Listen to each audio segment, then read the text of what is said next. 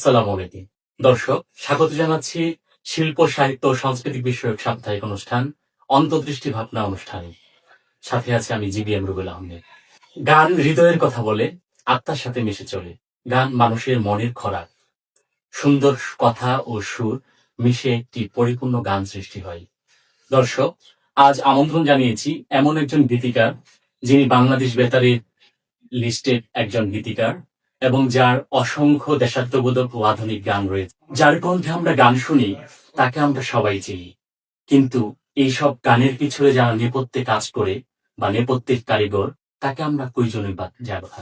বলছিলাম কবি ও গীতিকার সাজিদ মাহমুদ প্রামাণিকের কথা। আজ কথা বলবো তার সাথে, শুনবো তার গান সৃষ্টির ইতিবৃত্ত।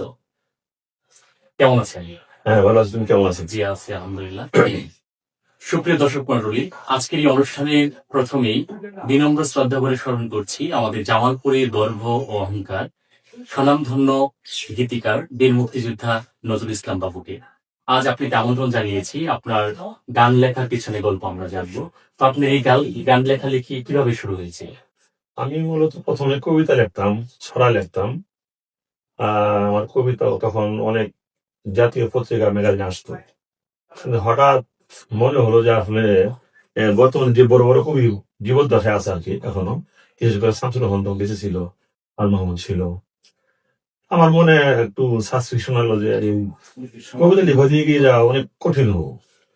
পরে চিন্তা করলাম যে দেখি গান লিখলে তাড়াতাড়ি মানে সামনে এগিয়ে যাওয়া সম্ভব। তখন চেষ্টা করলাম গান লেখার। আমি ক্লাস 8-এ প্রথমে গান লেখা শুরু করি আর কি। তখন একটা গান দেখলাম, তুমি ভুলে যাওয়াকে যতটা সহজ ভাবো, ভুলে যাওয়াতে ততটা সহজ নয়, স্মৃতি সে যে ভাবনার আকাশে শোক তারা হয়ে গেল।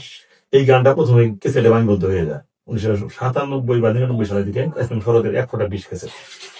তারপরে এই গানের প্রতি মানে ঝুঁকে পড়ছে, তার কবিতা লেখা হয় না, তেমন কম লিখে আর কি। অর্ডারে কিছু কবিতা লিখে আর দুদিনের ম্যাগাজিনের জন্য, তাছাড়া গানই লিখি। বাংলাদেশ বেতারে আপনি কত সালে লিস্টেড হলেন এবং বিখ্যাত কোন কোন শিল্পী আপনার গান দিয়েছেন? বাংলাদেশ বেতারে আমি তালিকাভুক্ত হয়েছি 2000 সালে। তালিকাভুক্ত হয়েছি আমি জগন্নাথ ইউনিভার্সিটিতে পড়া অবস্থায় গান লিখি। তখন থেকে আমার অনেকগুলি ক্যাসেটে গান আসছে, প্রায় 7-8টা ক্যাসেটে গান অলরেডি চলে আসছে। তারপরে 2000 সালে আমি বাংলাদেশ বেতারে তালিকাভুক্ত হই এবং ওখান থেকে নিয়মিত গান লিখে যাচ্ছি বাংলাদেশ বেতারে। বাংলাদেশ বেতারে এখন পর্যন্ত আপনি কতটি গান রেকর্ড হয়েছে? বাংলাদেশ বেতারে এখন পর্যন্ত 100-র উপরে গান রেকর্ডেড। আর ইউটিউব চ্যানেলে আছে অনেক গান, পৃথিবীতে আছে অনেক গান, সব মিলে 140-এর উপর গান রেকর্ড হয়ে গেছে। তাছাড়া বাংলাদেশ বেতারে আমি গীতি নকশা লিখছি 6টি। গীতি নকশা এই বর্তমান বছরের যে 21শে ফেব্রুয়ারি যে গীতি নকশা হয়েছে, 6টা গান, জাতীয় একটা অনুষ্ঠান, 30 মিনিটের সব গানই আমি লিখছি। এছাড়াও আরো 6টা লিখছি।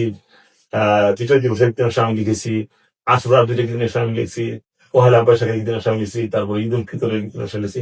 আরে গান আছে আর কি, মানে চলতেছে আর কি, এইভাবে লেখার কি একটা প্রতিনিয়ত প্রায় গান হচ্ছে আমার।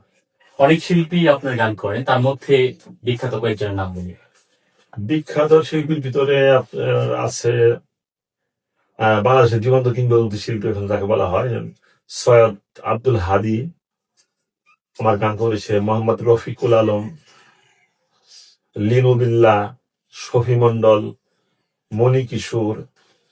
আর বর্তমান প্রজন্মের জনপ্রিয় প্রায় ম্যাক্সিমাম শিল্পী, বিশেষ করে আমাদের জামালপুরের রাজীব অনেকগুলি গান করেছে, চম্পা বণিক, নিশিতা বড়ুয়া, অপু আমান, তারপরে মুহিন খান, প্রিয়াঙ্কা বিশ্বাস, আলমারা মিনু, অনেকের নাম, কয়জনের নাম বলবো, গান তো অনেক হয়েছে।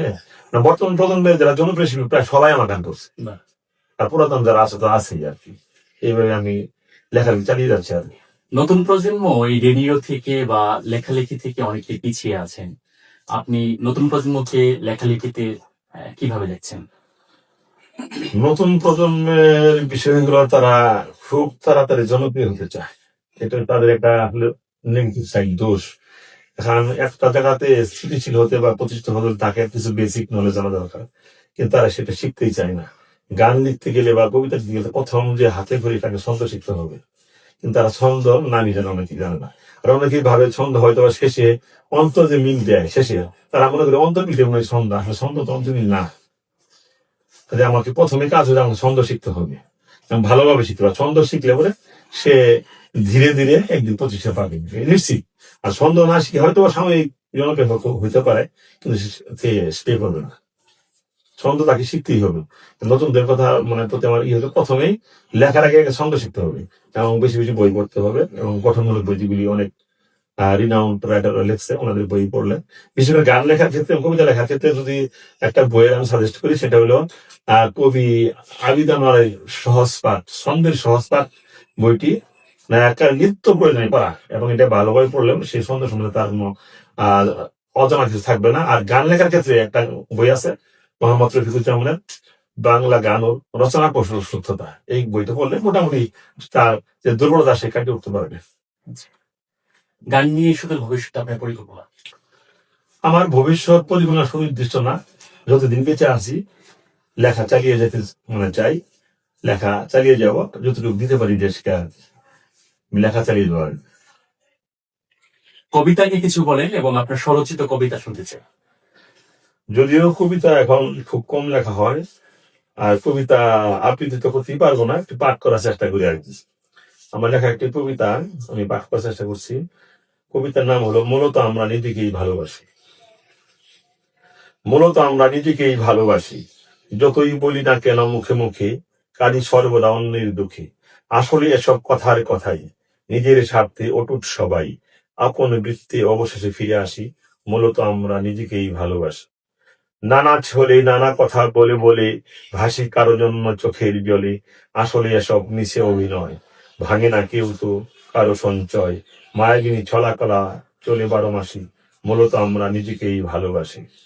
আবেগে বলি যে দিয়ে দেব প্রাণ, বিপদে পড়লে প্রিয় সন্তান। সেই সন্তান যদি যাই মরে, অসহ্য ব্যথা বাজে অন্তরে। সময়ের ব্যবধানে মুখে ফুটে হাসি। মূলত আমরা নিজেকেই ভালোবাসি।